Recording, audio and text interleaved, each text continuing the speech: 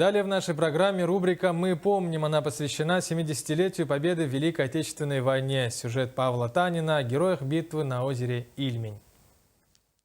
Были направлены на подкрепление наших войск, войск армии и фронта, ваши лыжные бригады. В трудных условиях Якутия выделила ваших лучших товарищей, которые здесь сражались на древней старорусской земле.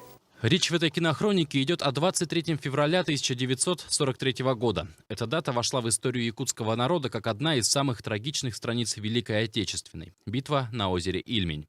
Бойцы 19-й и 3-й отдельных лыжных бригад получили приказ форсировать озеро по льду, чтобы задержать противника. Фашистское командование решило перебросить несколько своих дивизий на Курскую дугу.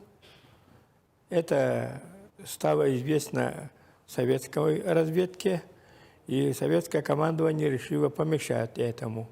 И было решено тут завязать небольшой бой.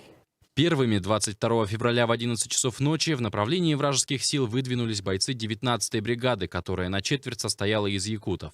Преодолев 30 километров, они потеряли связь с остальными частями корпуса. Однако они почти перешли озеро и даже вышли на берег, но были отброшены назад. И до самого вечера 23 февраля находились под плотным огнем противника, который в том числе использовал артиллерию и бомбардировщики. Погибло 386 якутов, только якутов.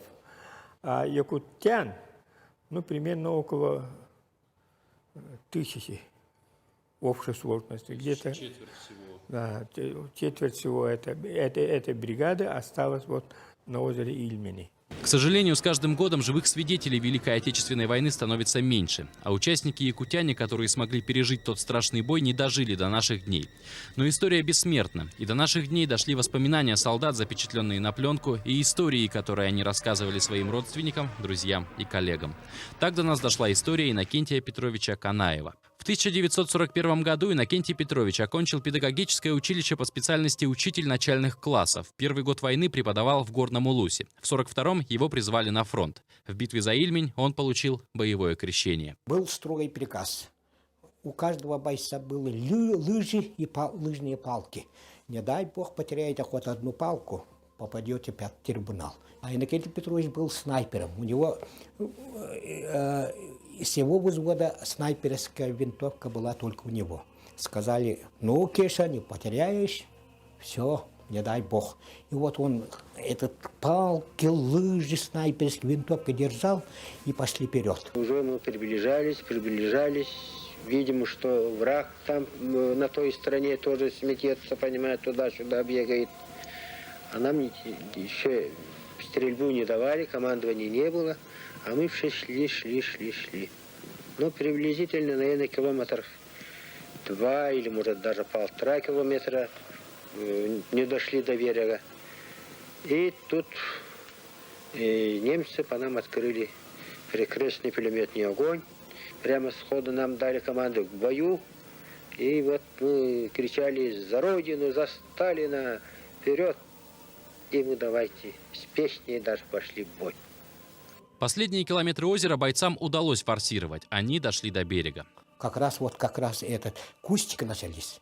Когда как раз кустиком подошел, ему пуля попала в висок. Я потерял сознание, и до глубокой ночи я не приходил в себя.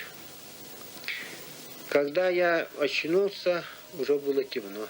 Вижу, что что-то светит, гаснет, светит, гаснет. Оказывается, немцы ракетой подсвечивая раненых расстреливали на месте. И, к счастью, меня разминули. Видимо, я не очнулся, когда они подходили. И считали, что я весь в крови, в голову. Считали, что мертвый. Бои за Ильмень продолжались 10 дней. Лыжная бригада понесла большие потери и была расформирована, однако с поставленной задачей справилась, отвлекла врага и не дала фашистам получить подкрепление на Курской дуге. Остатки бригады влились в 150-ю стрелковую дивизию, которая прошла путь до Берлина и штурмовала Рейхстаг. И несмотря на то, что по масштабам войны потери, которые понесли советские войска на Ильмени, незначительны, для якутян трагедия 23 февраля 1943 года навсегда останется в памяти.